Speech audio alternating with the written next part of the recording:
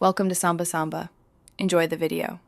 In this video, I will explain how to use Wi-Fi and a mobile hotspot at the same time on your Android device. This powerful feature allows you to share an existing Wi-Fi connection with other devices, essentially turning your phone into a portable Wi-Fi repeater. It's incredibly useful for extending network coverage or providing internet access in areas with weak signals. We'll cover the steps to enable this and what to do if your phone doesn't support it natively. First, let's check if your Android phone natively supports this feature. Navigate to your phone settings, then find the Network and Internet or Connections section. From there, tap on Hotspot and Tethering. You'll need to look for an option such as Wi-Fi sharing, Wi-Fi repeater, or mobile hotspot that allows simultaneous Wi-Fi use.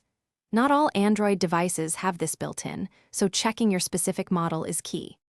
If your device supports it, enabling this feature is straightforward. First, ensure your Android phone is connected to the Wi-Fi network you wish to share. Then, go back to the hotspot and tethering settings. Locate and enable the Wi-Fi sharing or mobile hotspot option. You can also customize the hotspot's name, known as the SSID, and set a secure password for your new network. This allows other devices to connect easily.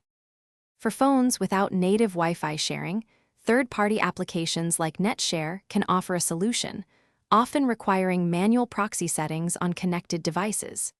Keep in mind that running both Wi-Fi and a hotspot simultaneously can consume a considerable amount of battery power, so plan accordingly.